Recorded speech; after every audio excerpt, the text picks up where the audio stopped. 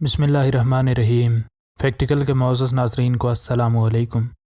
नाज़रीन मोहतरम, जदीद दौर की साइंस कुदरत के कुछ पुरस्रार राज़ों से आज तक पर्दा कुशाई नहीं कर सकी, और इन राज़ों के बारे में सिर्फ़ अल्लाह की पाक ज़ात ही जानती है।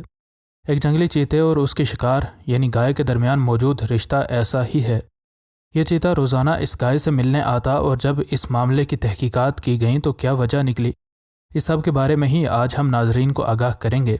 लेकिन इससे पहले कि वीडियो को मज़ीद आगे बढ़ाया जाए, अगर आप फैक्टिकल के नए नाज़रीन में से हैं तो हमारे चैनल को सब्सक्राइब कर लें।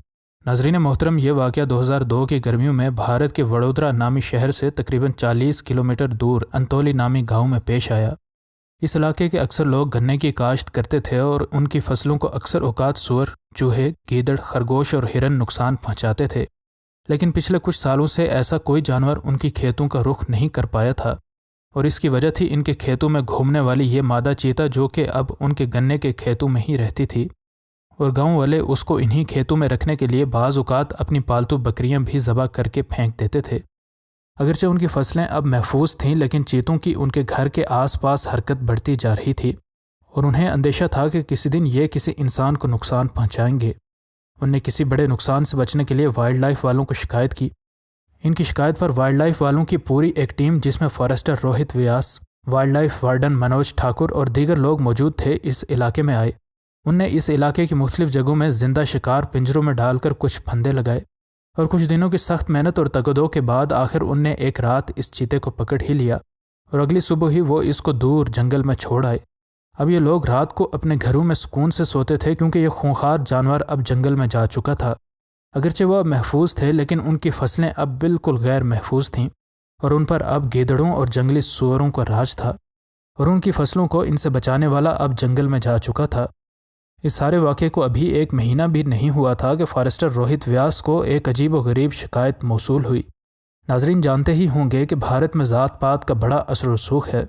इस इलाके में ऊंची ज़ात की पटेल फैमिली के लोग अच्छे इलाकों में रहते थे, और आसपास के जंगल से लगने वाले इलाके निचली ज़ात के लोगों के पास हैं। निचली ज़ात का एक बूढ़ा शख्स जंगल के बिल्कुल पास अपने एक छोटे से घर में रहता था। इसके पास एक भैंस का बच्चा, 2 बैल और एक ब्राउन कलर की गाय थी। इस शख्स के मवेशी इस घर के सामने खुले सहन में रहते थे, और इसके 3 अतराफ में सरसब्ज खेत मौजूद थे।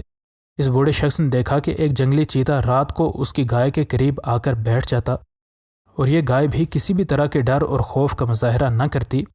ऐसा लगता था कि ये दोनों बेज़बान एक दूसरे को कुछ कह रहे हों।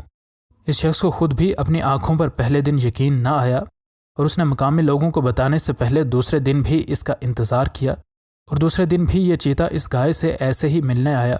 अब उसको अपनी आंखों पर यकीन आ चुका था। उसने ये वाक़या मकामी लोगों को बताया तो किसी ने उसकी बात पर यकीन नहीं किया। फॉरेस्टर्स को तो इस बात पर किसी सूरत यकीन नहीं आ रहा था, लेकिन बूढ़े के इसरार पर उनने आखिर इसको अपनी आंखों से देखने का फ़ैसला किया। इस रात ये सब लोग कई कैमरामैन्स के साथ इस जगह इस चीते का इंतज़ार करने लगे। आखिर ये चीता रात के वक्त इस गाय के पास पहुंच गया। ये लोग अब इन दोनों जानवरों से तकरीबन 10 मीटर दूर थे, और ये माफूकल फितरत मुलाकात अपने सामने होते देख रहे थे। उन्हें बाकी लोगों के देखने के लिए इस सारे वाक़े को कैमरे की आंख में कैद भी किया। यह खबर जंगल की आग की तरह हर जगह फैल गई।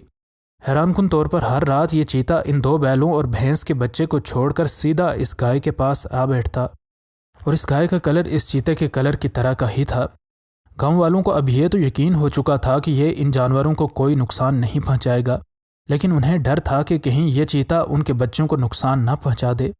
जब यह खबर काफ़ी दूर दूर तक फैल गई और इन लोगों ने इसको पकड़ने की कोशिश की, तो ये चीता एक हफ्ते तक पुरस्रार तौर पर गायब हो गया।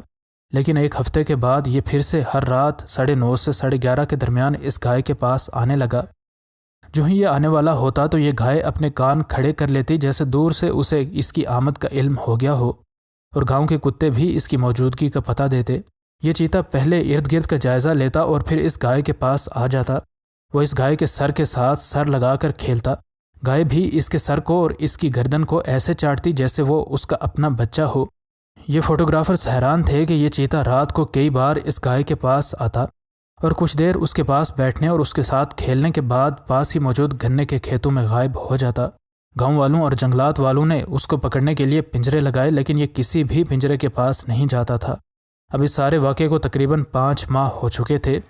اس بوڑھے کا کہنا ہے کہ یہ اسی مادہ چیتے کا بچہ ہے جس کو جنگلات والوں نے گاؤں کے کھیتوں سے پکڑ کر جنگل میں چھوڑا تھا، اور یہ بچہ ان سے پکڑا نہیں گیا اور اتفاقاً اس گائے سے ملا، اور چونکہ دونوں کا رنگ ایک ہی جیسا تھا اس لیے یہ گائے اس کو اپنا بچہ سمجھنے لگی اور یہ چیتا اس کو اپنی ماں۔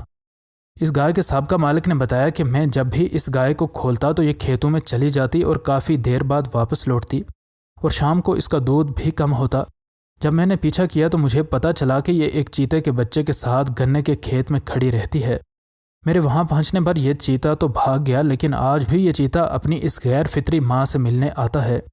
پی ایم لیڈ جو کہ مدھیہ پردیش کے سابقہ چیف وائلڈ لائف وارڈن ہیں، ان نے بتایا کہ یہ گائے اس چیتے کے ساتھ تب سے جڑی ہے جب یہ اتنا چھوٹا تھا کہ اس کے اندر شکار کرنے کی کوئی خصلت نہیں جاگی تھی، اور یہ گائے بھی اس کو کسی وجہ سے اپنا بچہ تسلیم کرتی ہے۔ مزید نئے ویڈیوز کے لیے ہمارے چینل کو سبسکرائب کر لیں۔ انشاءاللہ ملتے ہیں اگلی ویڈیو میں۔ فی امان اللہ۔